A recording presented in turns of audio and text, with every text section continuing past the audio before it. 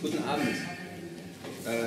Danke fürs zahlreiche Kommen an diesem meteorologisch wirklich ungünstigen Tag für einen Vortrag in einem geschlossenen Raum. Heute zu Gast Dr. Jussi Parikka, der dieses Semester unser Research Fellow hier am Lehrstuhl ist. Ansonsten seit einer Woche wieder in Media and Design an der Winchester School of Art, außerdem Adjunct Professor for Digital Culture Theory an der University of Turku und Autor zahlreicher Bücher, einige davon vielen hier wahrscheinlich bekannt, unter anderem Digital Contagions, A Media Archaeology of Computer Viruses, Insect Media, das erst vor kurzem in Berlin präsentiert worden ist, und einem neuen Buch namens Media Archaeology, das ein Sammelband sein wird, der unter anderem auch Beiträge von und über Wolfgang Ernst beinhaltet. Der, können Sie sich schon mal vormerken, am 15. Juli, dem letzten Tag in diesem Semester, hier im Medientheater präsentiert wird, im Rahmen unserer Abschlussveranstaltung. Sein Vortrag heute, wie Sie sicher gelesen haben, hat den Titel Medianatures und baut auf einem Konzept von Donna Haraway auf, der sogenannten Nature Cultures. Ich werde dazu gar nicht viel mehr sagen, sondern Ihnen das Wort übergeben. Der Vortrag dauert ca. 45 Minuten und danach gibt es wie immer Gelegenheit zur Diskussion. Jussi, the stage is yours. Thanks very much. I'm going to be talking in English, so hopefully it's okay with you. Would be, you know, believe me, it's better that I speak English. Thanks, Paul, for the introduction. As Paul said, I'm spending the spring and summer in Berlin at the Institute for Media Studies and working my new book on media archaeology. I'm going to have a launch party for the previous book on media archaeology, as said, on July 15th, but I'm doing something new. And of course, Berlin and media studies here. There couldn't be a better place to do that. But I'm not going to be talking about media archaeology today. I'm not going to be talking about insects either. So this is kind of a spin-off project that has to do with some of my interests that are pretty much emerging at the moment. I don't know where they're going, but they have to do with, you know, themes that you might recognize from stuff that I've been interested in, having to do with, partly with media archaeology, partly with biopolitics of digital culture, where the bio bit is actually very concrete in terms of actually tracking the way in which animal bodies, animal intensities, energy, and so forth have been entangled with things having to do with high-tech media. and more recently, I've been interested in waste, and I'm going to be actually finishing today with waste. Yeah. I think, in short, well, I'm going to do a very traditional paper that is going to be read aloud, so bear with me. I know that the weather isn't ideal for heavy theory, but I think we'll get there. In order to kind of summarize before I go into paper, I think the key bits from the paper are, I'm going to start discussing materiality and contextualizing this thing I'm doing in a recent wave of media cultural theory that goes under the umbrella of new materialism. After which, I'm going to continue talking about medium specificity, and why do we need to be specific about medium specificity, and renew our ways in which we do specificity in media studies. And I'm going to finish with a couple of examples that come from media arts, a couple of projects that I've been interested in.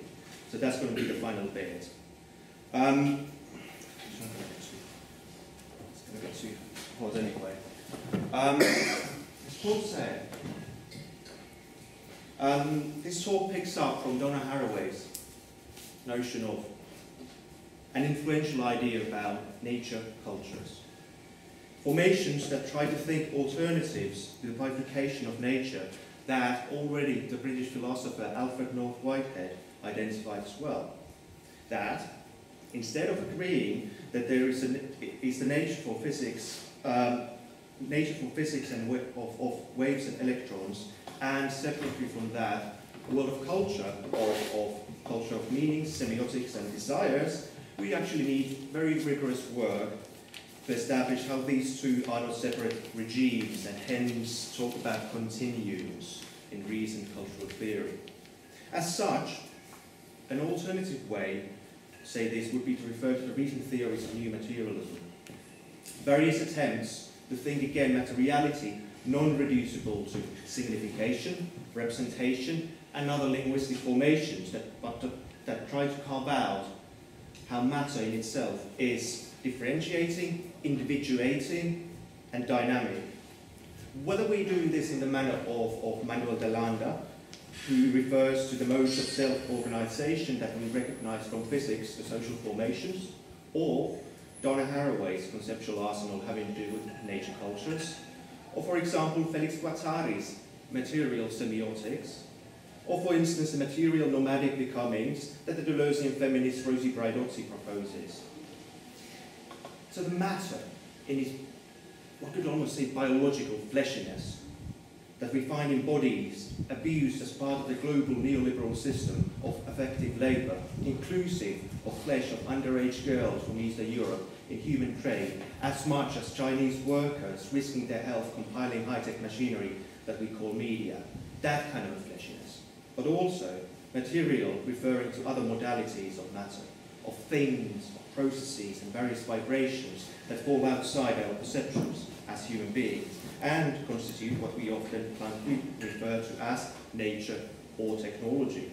Just to indicate that they are not that those organic things that we call flesh and identify as our substantial ground for sensation.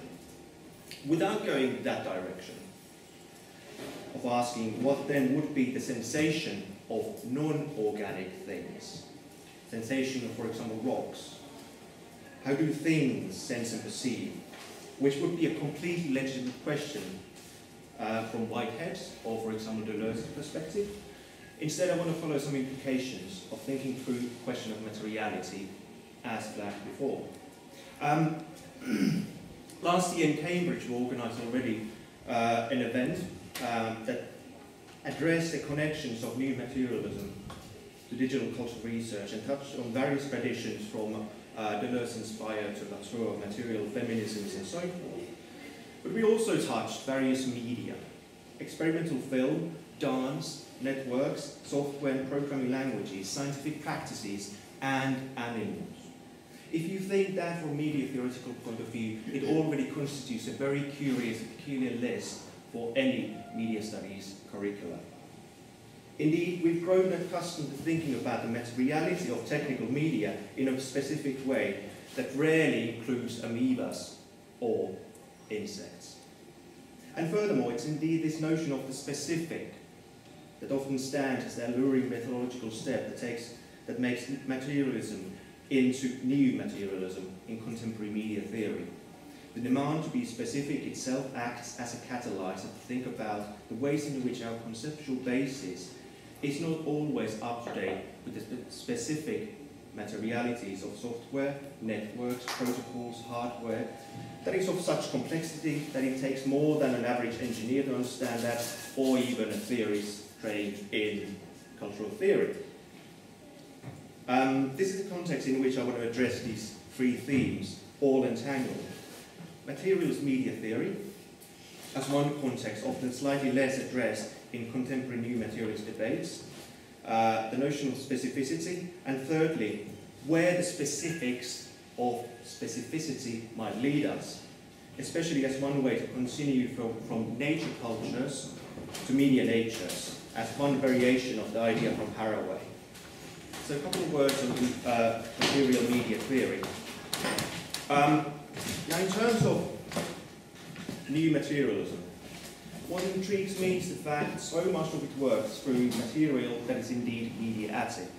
The list mentioned above of last year's event in Cambridge is indicative of some of the drives in which new materialism seems to be also an attempt to come to grips with this new scientific technical situation, whether the biodigital, whether internet communication in its various forms, whether the mediatic forms in aesthetic practices that force us to see the body anew. To say new, to use the word new is of course a serious misjudgment, as the fact that our mediatic situation can be characterized in terms of waves, fields, time-critical processes unfolding in dynamic spatialities, sub-phenomenological events and intervals, computers engaging in so complex mathematics increasingly impossible for human computers to follow, mechanics that is both in terms of their mathematics and their experimental setting, much more than the human being. All of this has characterized the emergence of what we call new media, at least since the 19th century.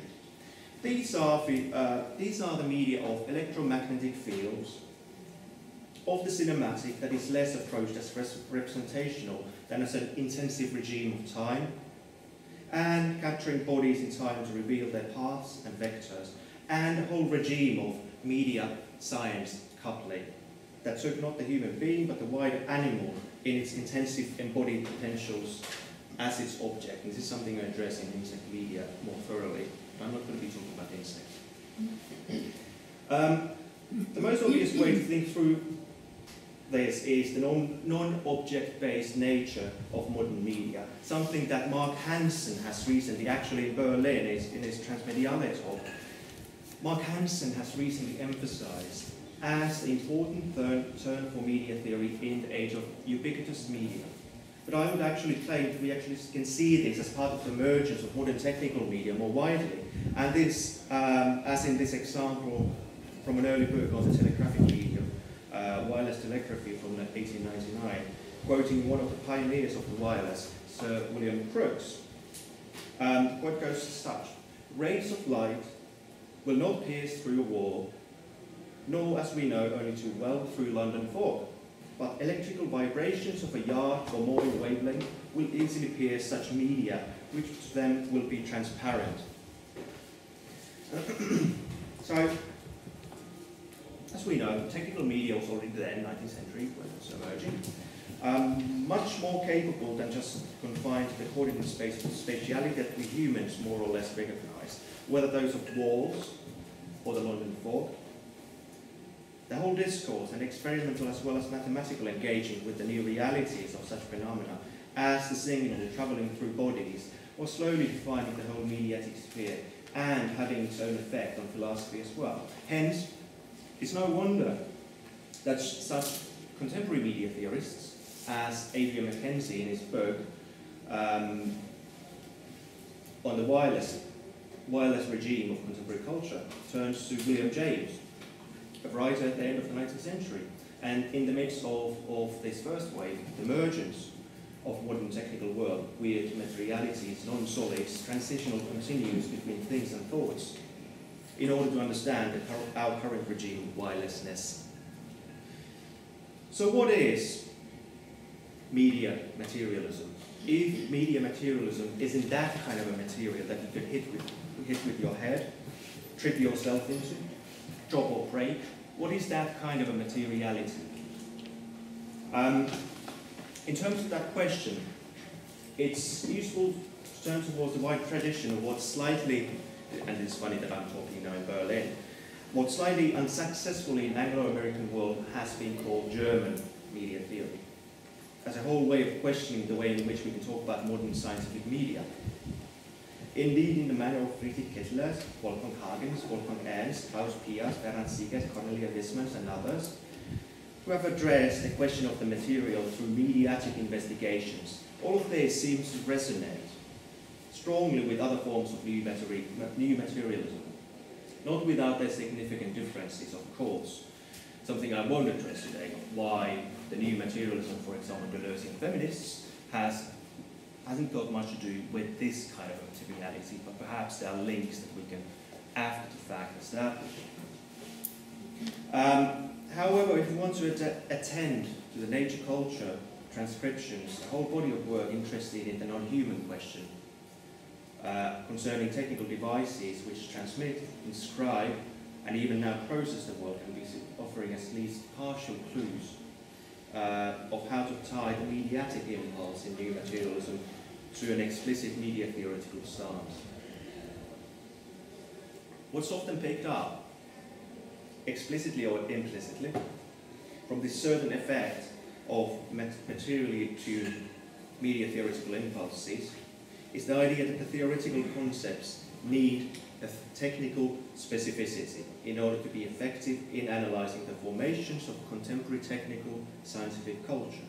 In any case, such media analyses of materiality have offered a powerful thrust to rethink the humanities set of concepts concerning power, knowledge, experience, such, for example, psychoanalytic concepts that are mobilized more closely in relation to their medial conditions of existence, while those conditions of existence in a Foucauldian sense, for a whole range of truth, are conditioned in relation to technicity more widely. We all know this.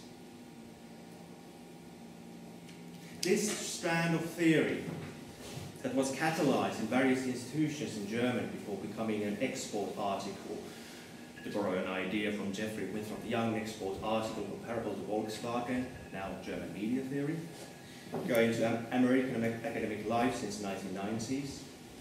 We can see that circuit bending, perhaps pimping of analyses of power, knowledge, and inscription found in Foucault and others.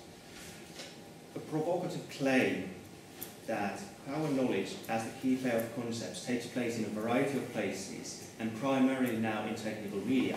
This in technical media is the important bit, as we are challenged with a technical definition of power, where the architectures of power are now transposed on chips, circuits, protocols, programming languages, databases, genetic manipulation, various practices, various platforms. Hence, we need to write our media theory to, in such ways, imminently to the media technological conditions, where the basic unit is less the clearly skin-bound human phenomenological individual, but a more distributed, fragmented, hybrid, and, to be frank, messy object. Suddenly, epistemology becomes really material, and in itself a way of demanding media material specificity to the way in which we produce knowledge as media and cultural theorists. Okay, so making the post-structural canon go all techy and geeky was one of the successes of these kinds of theoretical interventions, and showing that the construction of the subject proceeds from so many other directions besides language too, or even architecture. Architectures for spatial bodies were increasingly replaced with circuit boards, and such architectures where circulation, flows, access and non-access were inscribed in on different levels to that of the organic. And this addresses investigation of various materialities in which media function, and also relating to the way in which we see media history.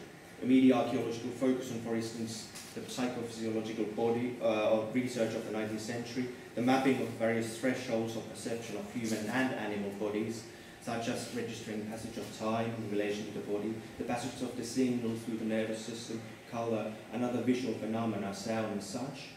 All of these constituted the condition of knowledge for the emergence of what we crude call media. But as much as it was interested in the organic as the inscription for the potentials of what these devices can do. The various materials of which technologies consisted were of course interest as well. So basically, the materialities of the body as a platform for sensation was doubled by as keen interest in the material specificity of how do light, sounds and other physical formation persist and spread. Physics, chemistry and other material sciences form the basis of what we use the shorthand term media for. So the epistemology that the new apparatuses produced was completely embedded in specific materials and their mobilization as measuring devices. Conduction, insulation, surfaces of the inscription, materials for resonance and sustaining traces, a whole plethora of material science, which of course now too, in a different way, more standardized fashion, forms the basis of the materiality of information technology. Heavy metals, brominated chemicals, plastic PVC, a range of minerals, for example, columbite-tantalite or coltan, as the minerals so essential, especially for our mobile phones, mined especially in Congo. I'm going to return to coltan later. So what is inscribed in the material already, and processes of inscription from Edison's wax, contemporary hard drives, whether magnetic or optical kind, are actual materials in their processes. But to put it quite bluntly, really complex, and occupying themselves some of such characteristics that in new materialism has been referred to as dynamics or agential matter, a term that Karen Barad uses in a different context, not talking about media, but other kind of technologies of science, quantum science. Anyhow, such examples from technical media, even storage media, are suited to demonstrate the point about dynamics at the center of new materials that counts. That the inherent quality of matter, including technology, is dynamic and non-reducible to stability or passivity of matter, as in old metaphysical accounts, or even the later social constructivism. And furthermore, the insistence on really looking beyond the talk about virtuality or ephemerality of digital culture as constituent characteristics of media cultures. All of this should be taken in a similar manner as Bruno Latour demands that the social itself doesn't explain anything. We need to be prepared to explain the social. So, for example, data. Data too is material, and as such dynamic, as one formation of technological culture that needs to be explained. Storage, inscription, even in the digital, has their specific ways of enduring. It's a wonderful article by Wendy Chan, Enduring Ephemeral, that's also in the book that's coming out now, it's out now that we're going to be introduced in July 15, which basically tackles this kind of double bind between endurance and ephemerality at the heart of storage in digital culture.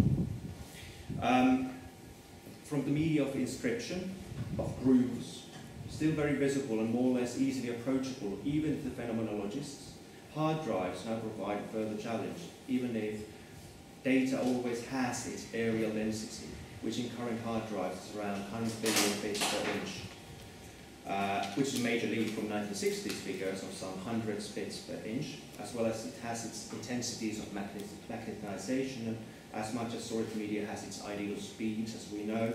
Floppy disks somewhere around 300 to 350 revolutions per minute, current hard drives, for example, around 7,200 revolutions per minute, and so forth. All of this just to illustrate the fact, the very simple fact, that storage never just is. It moves, it is intensively reworked continuously, and enjoys a temporal duration, technically known as hysteresis, while being packaged in a very material substrate. What's interesting is how these regimes of technical practices are making it increasingly difficult a cultural theoretical approach, a methodological approach to their specificity, not least due to socio-economic reasons. I don't have sufficient time to engage with this kind of we as cultural theorists don't have sufficient time to engage with the complexities needed to understand most things, and that really is most things in the world. And in the curious connection between technicality and political economy, an increasing amount of devices are closed anyway to outside intrusion, which in a way provides a curious twist to the idea of bifurcation of nature as articulated by Whitehead. What was for Whitehead, this great metaphysicist philosopher of early 20th century, a metaphysical problem to be solved concerning how do we perceive colours, but which actually are molecules and physical waves that are imperceptible per se, but real. All of that, the problem of bifurcation of nature, in a way, is for us a political economic problem of how we see colours, how we hear sounds, how we perceive movement on our media and from our media, but we are actually closed off from actually being able to see, understand, or tinker with their constituting technical elements. This is the contemporary media cultural version of the problem of bifurcation of nature that haunted Whitehead, but for us is a media technological and political economic problem. and actually taps into the work being done in terms of the media archaeological fundus and some of the themes of media studies. In other words, the recent years have caused that in order to be grounded, in order to be material, in order to be up to date, we need to make sure that we get our details right when we talk about technical media. That's a very blunt, simple, but I would say accurate summarization of some of the impacts of material media theory that is had on a very, I'm talking about an international, in a way, disciplinary level. However, as Jean Cubitt reminds us, among other people, and I would like to pick up on that point, this specificity itself is in need of not just further, but continuous specification.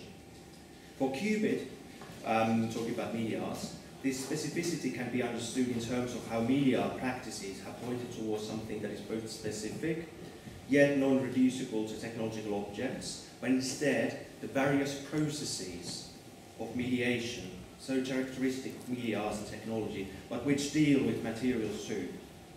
A history of avant-garde, from the point of view of natures and materials, light and minerals, to mediation, that is a process of incorporation of these kind of materialities in a complex way to its assemblages.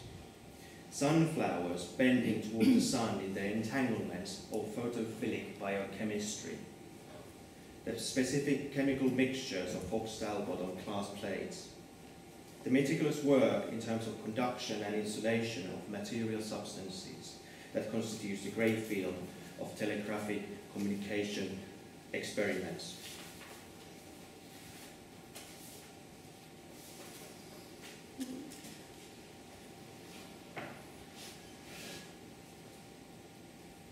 These kind of approaches, when I'm mentioning these kind of approaches, I'm going to be mentioning these kind of approaches, are because they take into account the materialities of media, but also open up the question of materiality for further specification or continuous specification. The technical specificity of technological media becomes actually a way to expand outside that focus and extend toward, as I would argue, I was going to argue, towards nature. As such, one of the things I've been interested in is media ecological thought, but not that kind of media ecology that we came to recognize from Marshall McLuhan or Neil Postman, but that kind of media ecological work that we came to recognize after Matthew Fuller's more recent work, to look at the energetics and materialities of media technological apparatuses and assemblages. This assemblage nature is crucial in understanding the variety from which media in itself draws. As such, media ecologies don't only refer to ecosystems of media, Apple being a good example of an ecosystem of media that has to do with a certain political economy that Apple is enforcing upon us, but the concrete links in terms of media natures.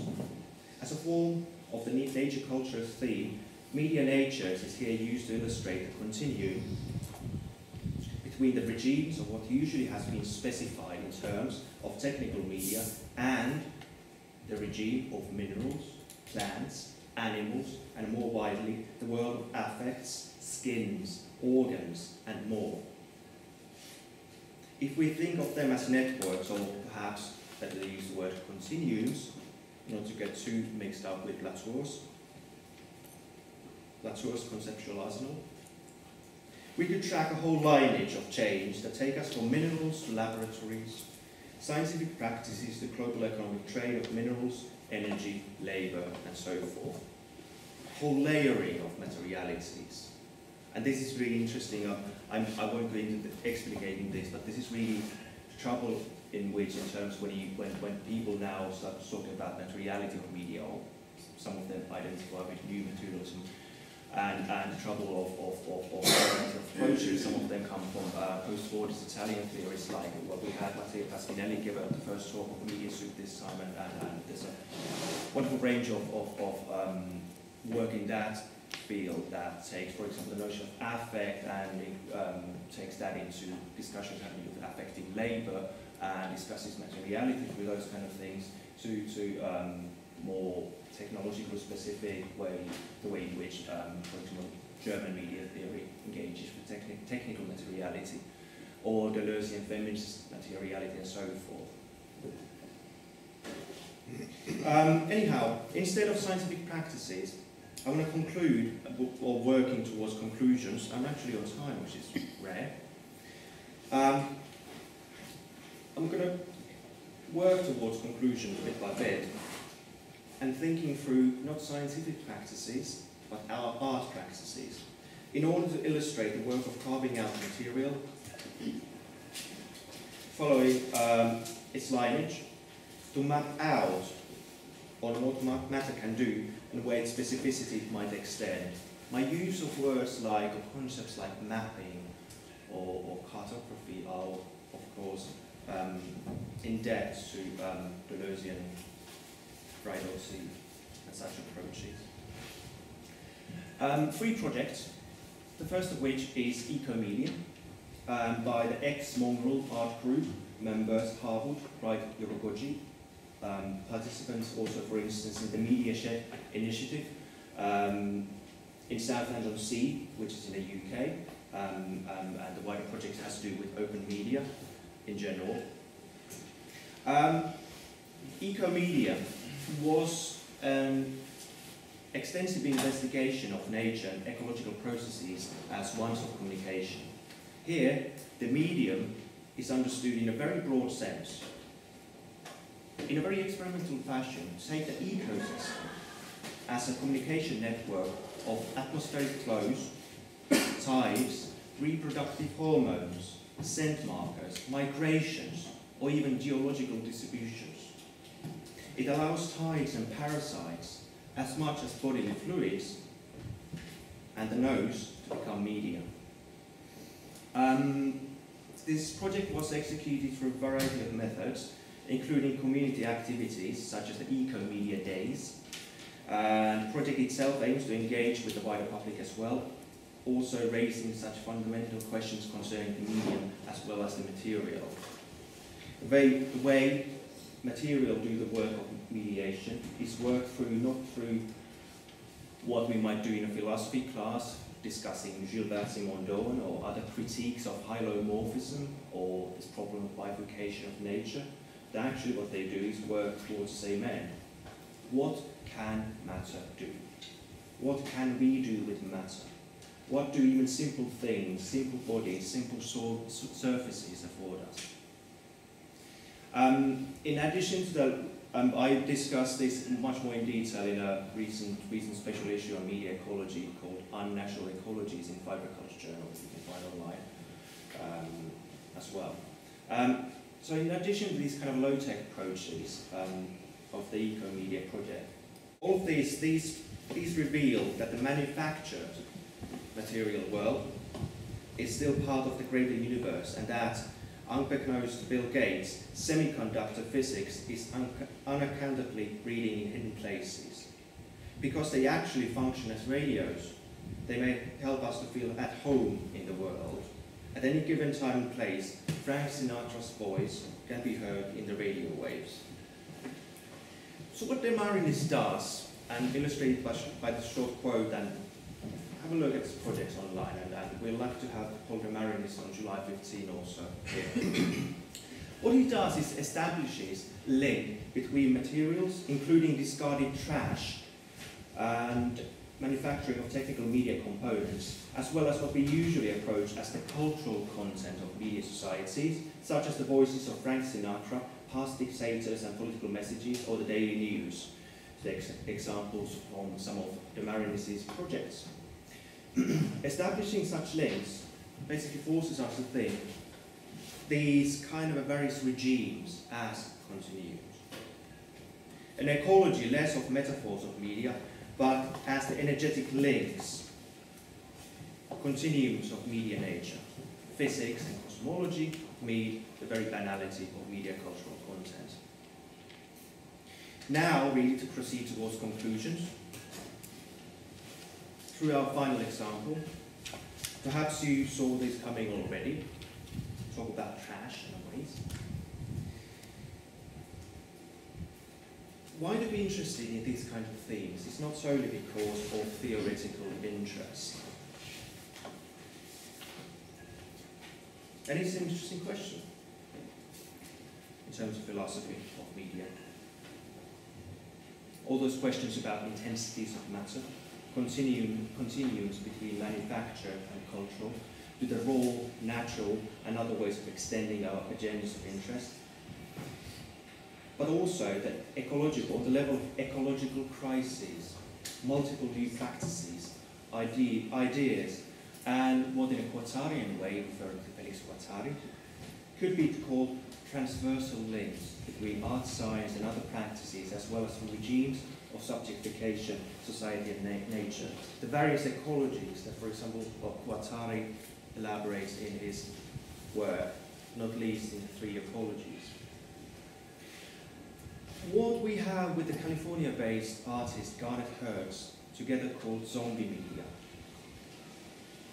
refers to this tinkering, circuit bending, opening up and modulating old discarded devices in order to think them not as dead, but as living deads. Whereas hundreds of millions of operational electronic devices are abandoned every year, in the US only, obsolescence is much more than a quirky postmodern nostalgic after effect of designs that get recirculated. It's much more than an object for quirky media archaeologists to collect. It's much more accurately and materially an essential part of consumption, what we can refer to as planned obsolescence. Also a part of micro-politics of design, what we can call design black boxing, Apple being a brilliant example, and political economy of digital capitalism, where closeness extends, of course, to hardware. Hence, what gets articulated in design and political economy is received at the other end as discarded, but completely usable and useful tech that might be still leaking heavy metals, PVC, toxins, so forth to nature. As such, zombie media refers also to the politically important task to reuse, reappropriate, and open up used technology in order to extend their use value, and tap into hardware as well as political economic logic. Naturally, these kind of exercises, in this case, for instance, circuit bending and hardware hacking, are quite local and, in a way, low scale. When you start thinking about various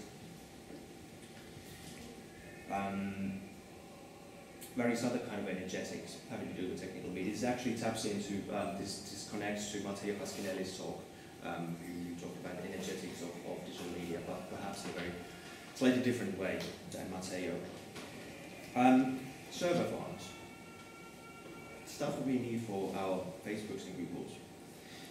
Server farms, which are the essential backbone of information technology, have, according to statistics, exceeded the airline industry in terms of their carbon footprint, and can be described as, bluntly, as energy nightmare, as one green blogger does. It does not only, it's not only the actual electricity that the actual servers use, but the cooling needed to keep them from overheating. Quote, imagine a refrigerator wrapped around an electric stove, and you have the sense of a server farm, a pig in a blanket that consumes electricity in almost unimaginable quantities.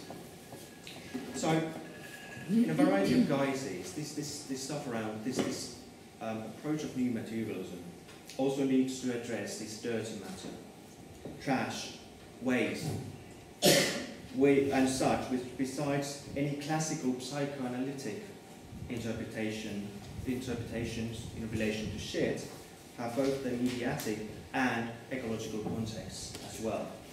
And something which might be more interesting and indeed burning from a social point of view, in terms of thinking about vibrant matter, which is a term that Jane Bennett uses. It also means to fine-tune our specificity the various materialities intertwined, from media technologies to natures, waste, and more. So I want to point towards, with these examples, and connecting new materialism in relation to such media theories that have demanded more media-specific accounts, and then to raising the theme of media natures as parallel to nature cultures. What I want to do is point out the specificity of media in relation to our various ways of approaching the material.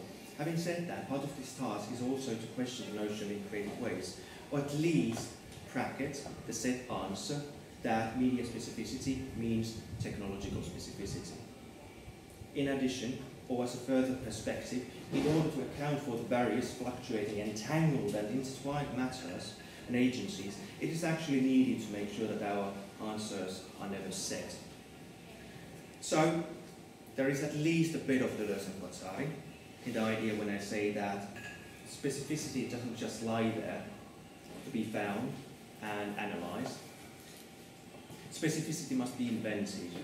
In a Deleuze-Guattarian manner, media specificity is something that comes out of your work with mediation, of the process, and as an analytical tool. As a creative catalyst, specificity is a focusing, it's channeling, enabling, and affording process that works across an organic, non-organic continuum, and itself establishes and relies on the continuums, nature cultures, media natures. Thank you.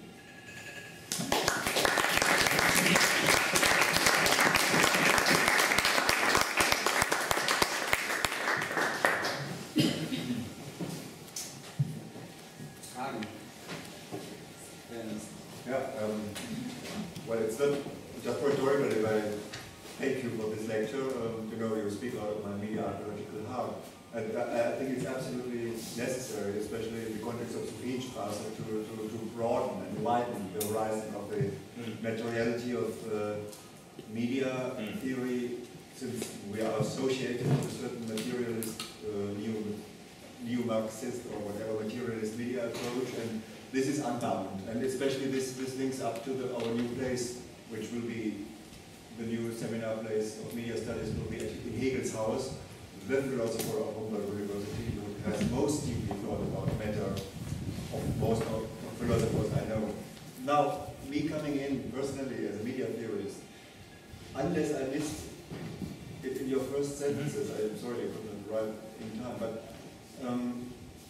I play the role of Norbert Wiener now, who says, what about information, which is the basic currency? What about the bit? Shannon, Wiener, insisting on the fact we have to get rid of the materialist or energetic approach, both. The currency of media culture, of computer media culture, is information, is a certain kind of logics, which almost takes place in matter. No computer would run unless it wasn't hardware, somehow does it, but it's still not the principle. The Turing machine works for the pencil. The DNA biocomputer, I owe this to Stefan Hölken, who told me about the molecular computing.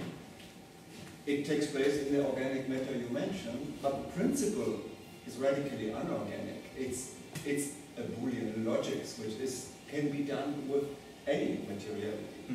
So when we talk about the computer, against all the nostalgia of media like Edison, photograph or other media, don't we miss, positively asked, new materialism, how does it encompass the central currency of computing media? Yeah, I mean, I don't disagree anyway. But as you said yourself, I'm interested in the fact that there's no, in concrete, when we go to details, there's no information without being embedded in material substance. And that's why I'm interested in materiality. We need information, if we would go into kind of wider cybernetic ontology and so forth, be seen as a catalyzer for certain modes of production and certain modes of transmission and certain modes of understanding media technologies. But my existence is that, you know, that we need to go the other way. And I'm much more interested just in the fact of how it's embodied, because that gives us grasp to really think about the politics of information. And yeah. Incidentally, that's an interesting that you mentioned Wiener and so forth. I just read a wonderful book by Andrew Pickering on British cybernetics and the differences between American cybernetics and British cybernetics. I'm not going to make too huge, you know, generalizations about differences, but Pickering really points towards really interesting differences between the way in which Ashby and Gray Walter and so forth in a way mobilize a different kind of ontology than that kind of a focus on information and the immateriality of information. What Pickering focuses on are the various experimental devices. Whether we, for example, Gray Walter has taught to us, that I also talk about in Ecomedia is a good example, and he points towards how British cybernetics was able to establish its ground on a very material, performative ontology that I can't remember whether he refers to this kind of same idea about continuums, but you know, Pickering makes points about referring to Latour about the non-modern ontology that we can find in British cybernetics. And that kind of cybernetics was very much embedded in devices and performative robotics and various material performances. And it already points us towards a different direction. So in terms of kind of answering you, it's I wouldn't deny what you say, but it's in order to mobilize something that I'm interested in having to do with politics of information, and especially its after effects. We really need to be thinking about the other stuff. We need to be thinking about energy, and we need to be thinking about hardware, and hardware both as a technical problem, but also technicality that is essentially linked to political economy, non-reducible to either, but basically interlinked. So that's kind of in a way the kind of a epistemological interest for which I'm coming from. It doesn't deny what you say, but it's just moving, it's just picking up on the point you said as well. No information without being embedded in hardware. So did I understand you right that, you know, like your center term is actually energy, and that energy is not immediately related, you know, like to acceleration, but, you know, it's only different conscriptum or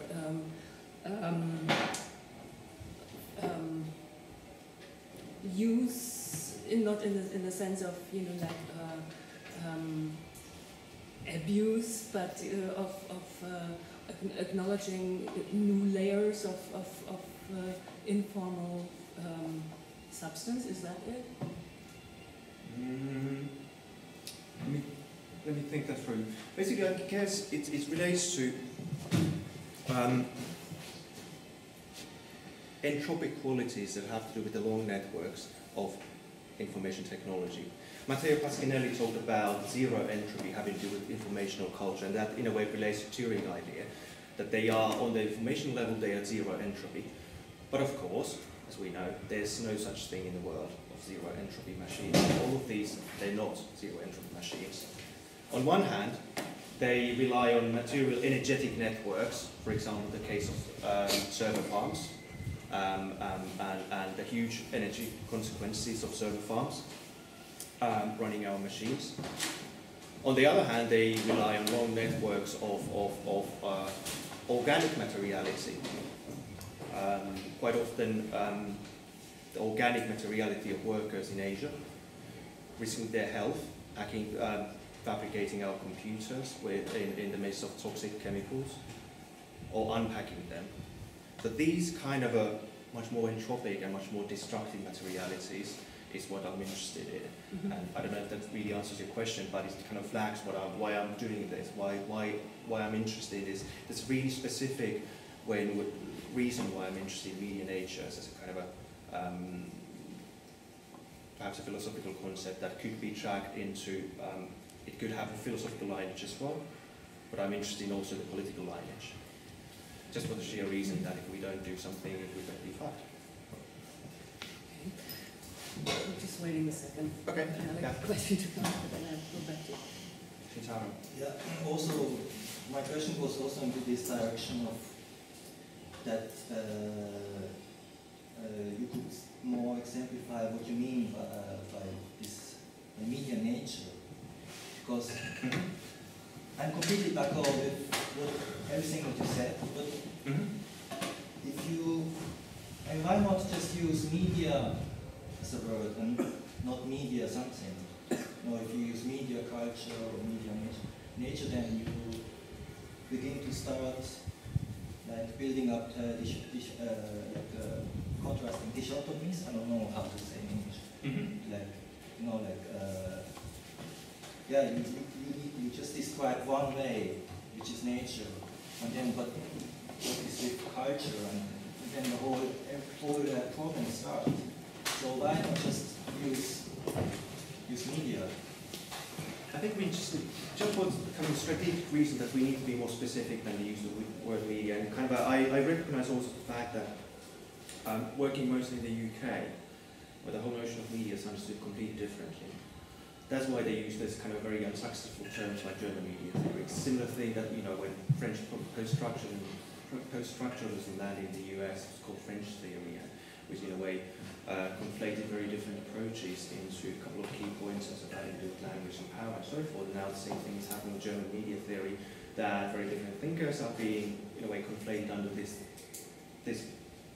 big abstract concept, of which I want to pick out the idea about materiality, which is not very original. That's pretty much a kind of one of the key ways in which thinkers like Hitler and others have used it. Okay? So what I want to point out is that, you know, first of all, media is understood very differently, and already that saying aloud that media can be material and that you actually need to understand mathematics, that you need to understand hardware, that's a big shock if you go do that to a first year student batch in a normal UK university. But the word media is like in between something, which means that you can do whatever you want with it. One could be able to continue like that, you know, to really dig into the core of media. But what I want to do is really emphasize that kind of materiality that has to do with nature. Nature being very vague term itself, but I want to specify nature in terms of various chemicals, various minerals, and so forth that actually constitute, whether we're talking about screen technologies, whether we're talking about other computer technologies, or kind of components and application process. I didn't go into details, and it's part of a bigger process, project that might materialize or not. But that's the kind of strategic term, and the kind of a more personal reason why I ended up talking about Medianatures is that I gave the talk. I gave a version of this talk in a conference with Donna Haraway, which was on theme for nature cultures. That's the kind of a more pragmatic reason. But yeah. And dealing with the problem of bifurcation of nature as a philosophical problem that has haunted from Whitehead to Latour and Haraway and Deleuze and so forth. So you need to deal with all those problems about this term nature. What is nature and how do we understand nature? If I would go in that direction, but it's again, I would see this as a kind of pragmatic way of doing media theory. Pragmatism of where does the concept of media nature, what can we do with concepts? What does a concept afford us? That's a very diverting way to see a concept. What can we use concepts for? What is kind of a illumination that a concept offers us? And I'm trying to see if Medianatures offers us a way to see, understand components, nature, ways. I still would like to support Shintaro's point of view. The question whether nature isn't after all and in the end and always the question of culture is a question that has already been asked in the beginning of the modern times. Jean-Baptiste Vico in 18th century, 17th century. Maybe the surplus that media theory can offer is to just broaden up that perspective and to make up this dimension and possibility to make differences, disseminations maybe, as you can ask questions of what is a possibility to give infrastructure of a given culture on hands of its media infrastructure. Of course, there's always some feedback loop, and thereby, only thereby, I think we already had the discussion in the fundus, thereby having an opportunity to have a look outside the system, which always is inside the system, in terms of nature or ecology, as you were mentioning ecology. Yeah. So question is not, maybe pragmatic point of view would be a point, but the offer might be, on the other hand, to say what is always being communicated about nature or about ecological terms, in remembering that any speaking about it is culture and is some social, now maybe it's social, the anti-buzzword that I was very curious about to hear more of, but a combining mixture of knowledge of wet and hardware, and maybe I would complete the question. No, there would be another question, or maybe another sharpening with social matters, but I leave that for now. Just to say that there might be a possibility to check what changes the point of view on culture and on nature by extra disseminating the term of media, and not the term, but the infrastructure, the hardware infrastructure of communication. So just to support Shintaro's point of view. Yeah. No, I mean, I would no principal disagreement at all. Use such phrases as inside, outside, and in a way implicitly talk about folding of these kind of various regimes, and that's exactly what I'm trying to do with the notion of continuum. That's why there's been a mobilization of concepts that have to do with this kind of a hybrid. Is not even a good word because it kind of assumes that there's two separate regimes, but folds, the Deleuzian concept, continuums, that comes, the Whiteheadians, including Latour and Haraway's and others, might be using, and so forth, and trying to come to grips with this kind of a entanglement of the social and the technological and nature. And it's much more about trying to come up with a way to understand that continuum, especially in media theoretical contexts. And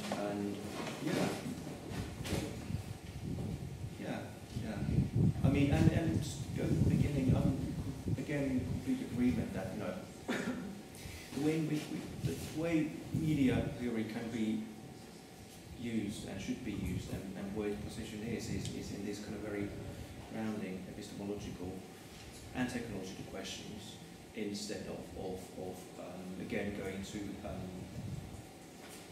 some international disciplinary kind of discussions.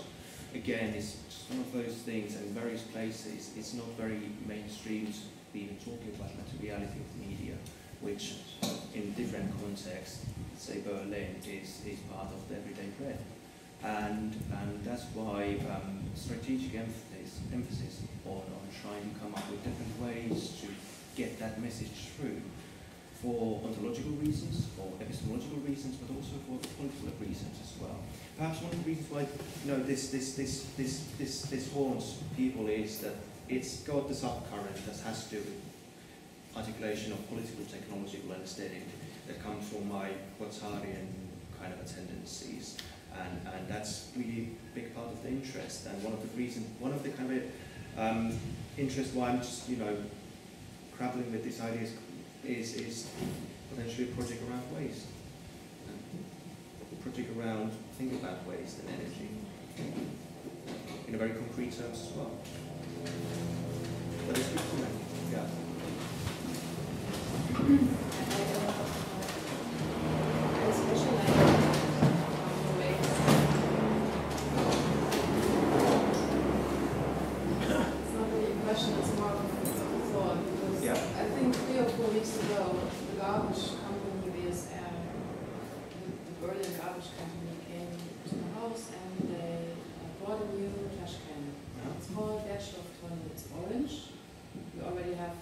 have different garbage cans in the yard, you know, for vegetables and plastics and paper and ordinary waste, and now there's the Wertstofftonne, which is for electronic waste. And I haven't figured out until the talk what it is that irritates me about this Wertstofftonne, because but now I have an idea that's also kind of connected to your question of, or our question here, what is it what you call medianatures? And I think the problem of the double nature is a very old philosophical problem. You mentioned Aristotle and his search for the connection between logos and physis. And I researched on Heidegger's lost search for this lost origin. So there's no way back from logos to physis, so nature always has been modeled. Wolfgang Ernst mentioned Hegel, who had also a concept of the double nature, whereas the second nature would be your ethical, social self. And I think you're kind of in between this Heideggerian Aristotelische Doppelnatur, which is really talking actually about the problem, what is information, what is energy, and it's somehow you're not able to separate two of them. The information and the energy will always be connected, but you can't have one without the other. So if you would like to go all the way back to the origins of the disruption within the notion of nature, you could maybe find a way back through waste. Because I think what happens with the, I try to find my clue here, what happens when you look at this Wertstofftonne, it's not really about recycling electronic waste. I think it's to make people, what it really does to me is make me aware that there is a need of the Wertstofftonne, because there is so much electronic waste. So the materiality of the information society comes back to me in my backyard, giving me a picture like the lost imaginary part of the media nature, and making me realize what the essence of media technology right now really is, and it's waste. So by looking at the waste processes of media materiality, the materiality comes back in the discourse. And I think you still have to work on the differentiation between one nature and the other. You can't really talk about with nature. But by starting with the waste processes, you might find a way to talk differently about this, or maybe make up a new differentiation. Not the Heideggerian, Aristotelian, or Hegel, way, but opening like a new or differentiation category. Thanks. What I can emphasize is nature is shorthand to be thinking about these topics. And that's why I haven't been occupying myself actually going into thinking about nature, the kind of long history of philosophy and with nature. Because obviously, as you just pointed out, it's long and there's a huge amount of stuff there. For me, it's a shorthand to be going exactly those kind of topics. What you mentioned in terms of the kind of box example, that's good. And the thing is that next question when we see the box on our yard is what happens next? Where do things go? Well, things might go to local recycling centre. They might get opened up there. Usually not. They end up in the funkiest places, well, at least in the UK. They rarely end up where they're supposed to. They might end up in Nigeria, the second-hand market, or being dismantled in Nigeria or dismantled in Asia. And again, as the picture here, it's a huge, complex network of various materialities that it points towards. I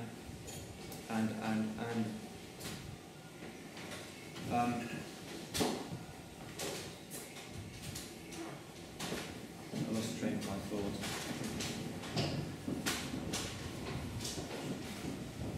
No, will come back to me. Yeah. dazwischen schauen? Ja. Because it sort of fits the discussion that we're having. I really like your concept of the continuum because I'm a great fan of Leibniz and I like the continuum that is comprised of infinitesimally many parts and it's sort of a fractal network on a certain scale. And I also, of course, like the notion of waste because I'm a Pynchonite and he was one of the first people to describe a communication system which he called waste. And but as for the continuum, I was asking myself if you could see any precise way how to navigate this continuum in order to establish a balance between theory and practice, between the different fields that you opened up, between media and art, between nature and culture, between the real and the symbolic, if you will. And because I think our natural habitat that we can take effect in is academia. So, and I studied computer science and cultural studies, and I've always been baffled by the utter ignorance of computer scientists regarding social effects, theoretical effects, or even philosophical effects of what they are doing. So, could you see a way to negotiate an academic politics of dialogue that could then, in order, lead to the establishment of a way of working that actually sort of helped with the very high-rising claims that you made, that we need to rethink what we are doing because we're headed towards disaster? That's a good question because it's really difficult. That's one of the problems with being a theorist. Because it goes one way. We find it incredibly interesting what computer scientists do, but they don't give a shit what we do. No, they don't. More efficient kind of a solution would be just do less ontology and try to do more policy. That is true.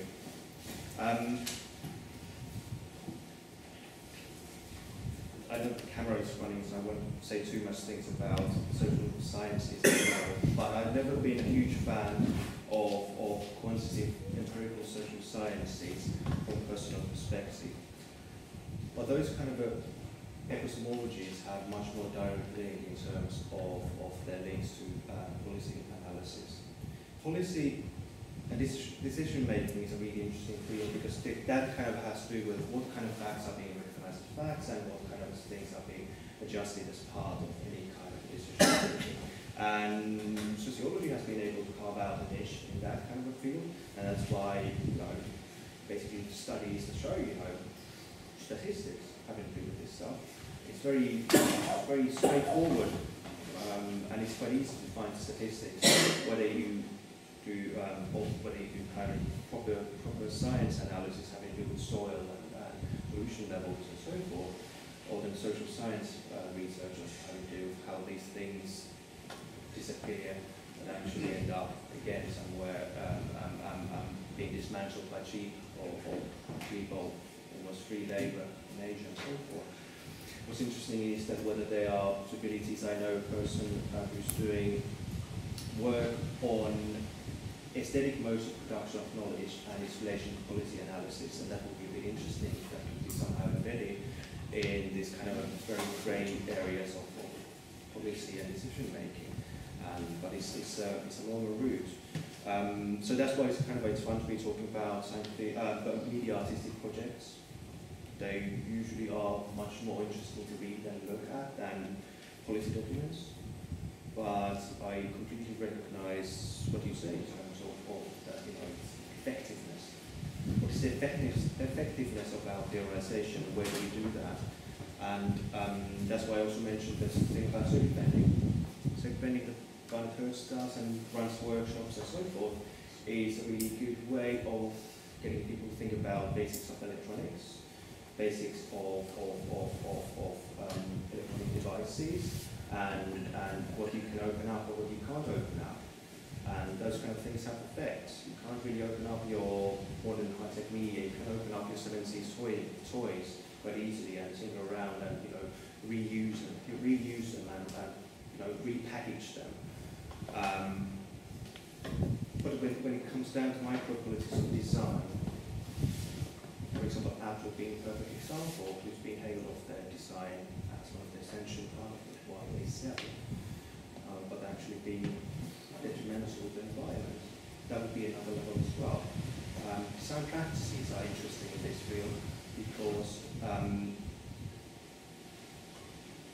they are one way, they're kind of one interesting, if you allow, insulation against both theoretical investigations but also technical investigations into the core of the machine, so to speak. That's why design matters, because it's this level that allows or disallows access.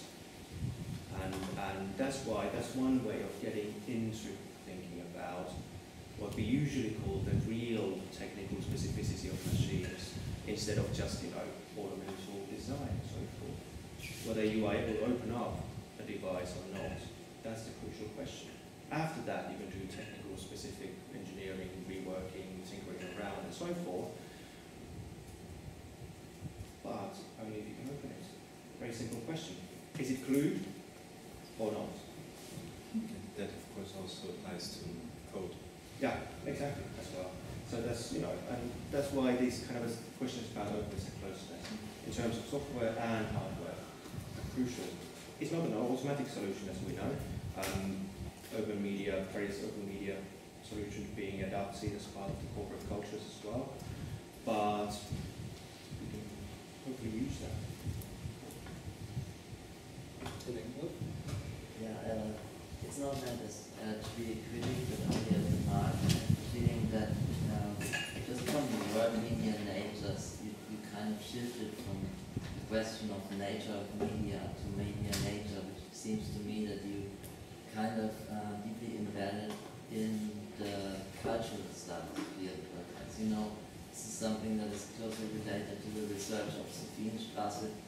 We basically viewed media out of something that is in process to study it, and I have the feeling, and especially with the remark from Christina Wagner was aware of it, that these are fundamental questions that come up when the media is turned off. So I would be interested in how you see the connections by talking about specificity, not only the specificity of media, but the specificity of media studies related to cultural studies.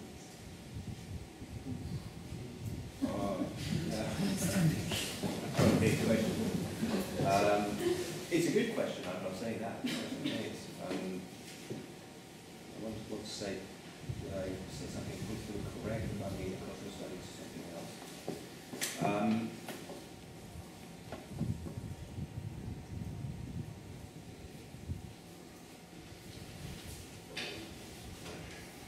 Or then the analyses that cultural studies has to take into account media, take context and so forth, which we know. It's a super broad question.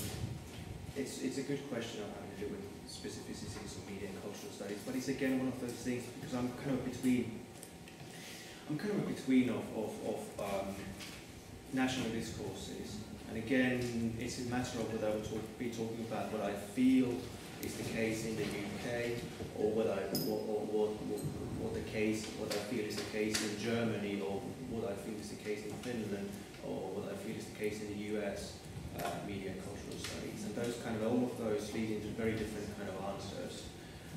That's not an answer to you. It's just framing the difficulty of answering that in terms of specificity. I'm just being drawn into personally as well into media theoretical discussions instead of cultural studies for a variety of reasons of not being ever in the right department.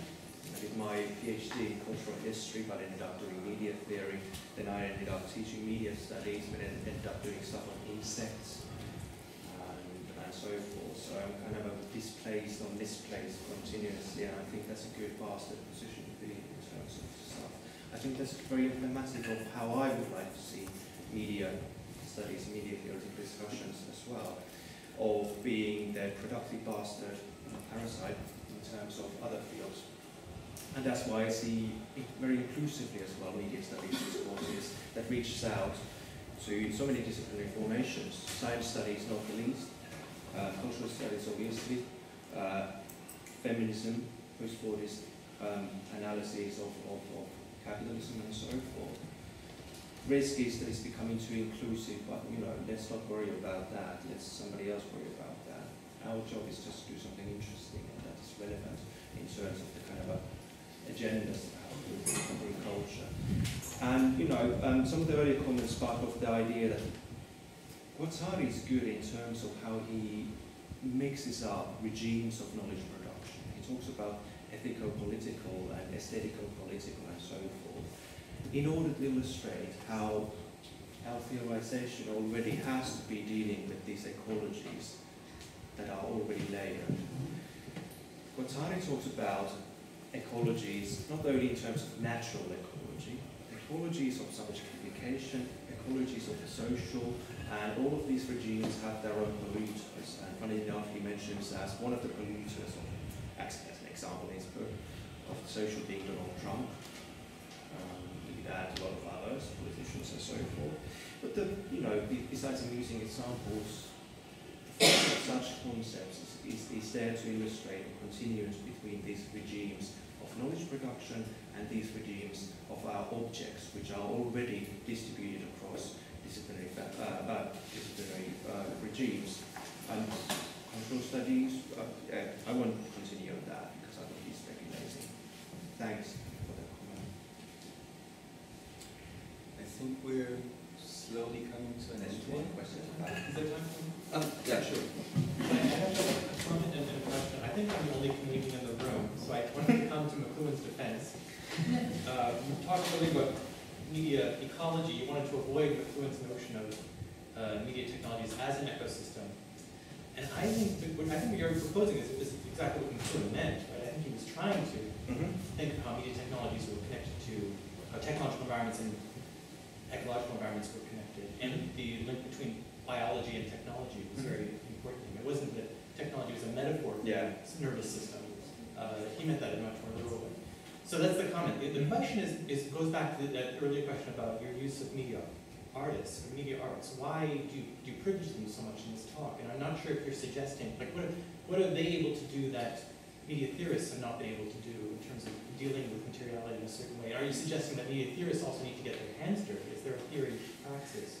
I think it's a good way of saying that. Your comment, you probably proved, I just don't really like Neil Postman's stuff, so it must more address Neil Postman and the whole idea that media ecologies are there for kind of a balance, the whole notion of ecology that is in, especially Postman, is so much geared towards stasis, homeostasis and balance, and just hating television, for example, And yeah. As for your question,